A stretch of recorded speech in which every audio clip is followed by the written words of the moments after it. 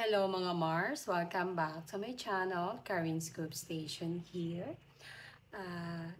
For today's video, ang pag-uusapan or ang isi-share ko sa inyo ay tungkol kay Miles Ocampo dahil sa latest vlog ni Miss Karen Davila one day ago.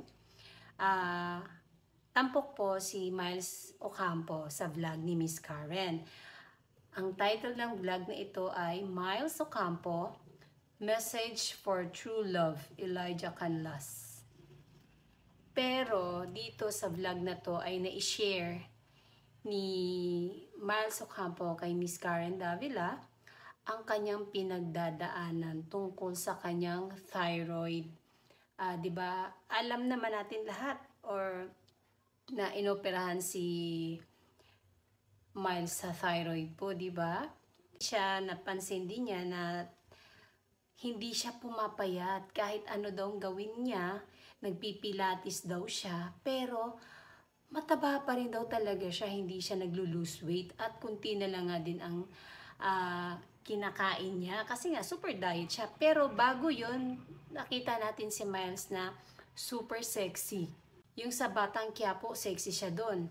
Pero later on, medyo tumaba na nga siya. Ito na pala, may pinagdadaanan si Miles Ocampo. At ito nga, sa vlog ni Miss Karen, inopen nga niya ang kanyang health. Na siya ay cancer-free na po.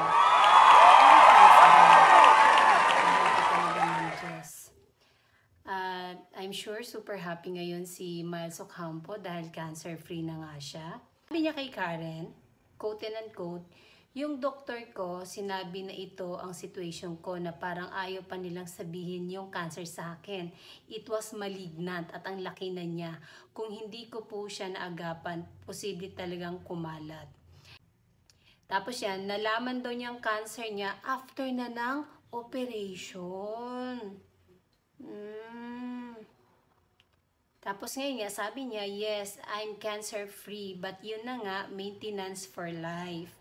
Yung meds ko habang buhay na siya, and doon na ako nakabase. Kumbaga, yung weight ko rin, doon na siya magbe-base kung papayat o tataba. Kasi every 2 months, kailangan kong magpa-blood test para i-check kung i-adjust ba yung dosage. Tinanong nga daw siya ni Karen na what she learned from her thyroid scare. Sabi ni Miles, yung mga times na yun na parang it's so uncertain, hindi mo alam kung ano ang mga nangyayari. Just trust him. Trust him. Kapit ka lang sa kanya. Talk to him. Yes. Basta you have faith in God, walang imposible po talaga. Ikaw ay tutulungan, gagabayan. Lahat ng hinaing mo, maririnig niya at mabibigyan ng sagot ang iyong mga katanungan. Lalong-lalo na kung ikaw ay may karamdaman. Manalig ka lang sa ating the Creator, Jesus Christ. Pero sa totoo lang, kung mapapanood mo si Miles sa araw-araw sa TVJ or Eat Bulaga, ang saya niya. Ang saya niya. Ang saya niya talaga, di ba? Makikita mo naman, hindi plastic yung saya. As in, masaya talaga siya. And kamakailan lamang ay nanalo nga si Miles Ocampo ng Best Supporting Actress noong Metro Manila Film Festival 2023 sa pelikulang Family of Two na ginampanan ni Miss Sharon Cuneta and Alden Richards. At mas lalo nga napansin si Miles Ocampo doon nga sa Batang Quiapo na kung saan siya ay nanganak sa isang palengke. Doon talaga ay talagang hinangaan si Miles Ocampo doon. At lumabas din siya sa The Iron Heart. Hello.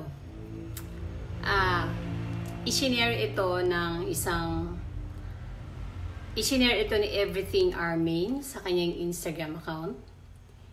I-share ko lang din sa inyo, pag-uusapan natin. Merong nag-tweet tungkol kay Maine Mendoza. Naka-hashtag Maine Mendoza at Maine DCM, hashtag Itbulaga TV5.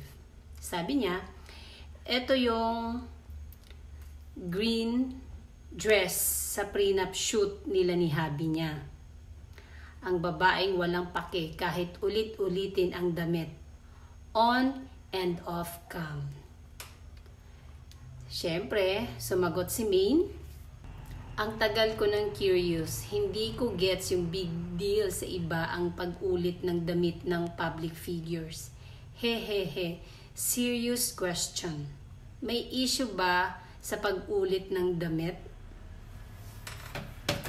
Dito, mostly kasi sa mga artista, siguro, ito, opinion ko, aside sa nakikita ko, tulad na lang Chris Aquino, ayaw niyang inuulit ang kanyang mga damit. Isang suotan lang. May mga artista na matagal bago ulitin ang kanilang damit. At yun nga, guest sa TV, may napanood akong gano'n na nag-uulit din ng damit. Pero dito ako proud kay Maine. Ika nga nung napansin niya pala na yung prenup shoot nila ni Arjo Ataide, ito ang suot ni Maine, ito yun.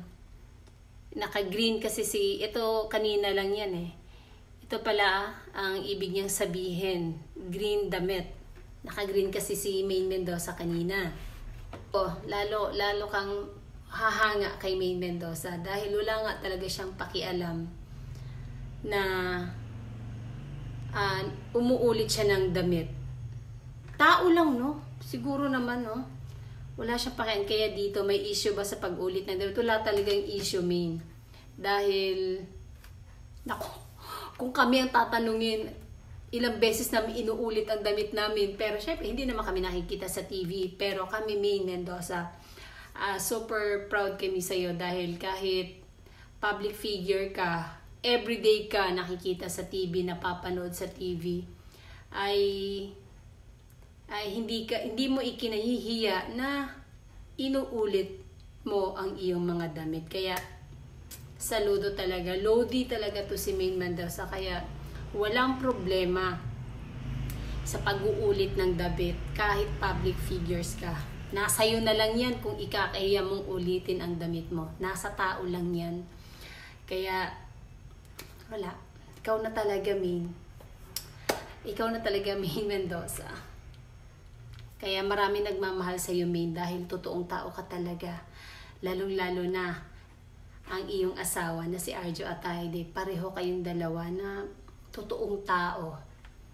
Totoo, walang tahimik lang, pero pag alam mong nasasaktan niya, talagang sasagot siya. Like Maine Mendoza, basta pag hindi niya gusto, kailangan sasagutin niya talaga ang issue na yan. Tingnan mo, ang swerte mo yung nag-tweet na yan dahil sinagot ka ni Maine Mendoza. Pero, idol talaga Maine Mendoza. Walang mali sa pag-uulit ng damit. Kahit public figures ka pa, no? Wala, Maine. Tulad, ikaw ay nag-iisa lang, Maine, na umaamin na ganyan. Ikaw na talaga. And that's it. Mga Marcia, lang po ang share ko ngayon sa inyo na si Miles Ocampo ay cancer-free na siya pero meron siyang maintenance. Pero okay lang yun. Ang maganda, may gamot. Diba po? Kasi may mga sakit na kahit marami ka ng pera, hindi na siya, wala na magawa ang pera mo. Diba? Kaya, thankful pa rin si Miles Ocampo dahil cancer-free na siya at meron siyang iinaming maintenance. Kung tataba siya, okay lang yan. Maganda ka pa rin, Miles. At magaling kang umarte. Kaya, maligaya kami sa iyo, Miles Ocampo. And that's it, mga Mars. Thank you for watching this video. Please like, comment, and subscribe for more scoops. Bye!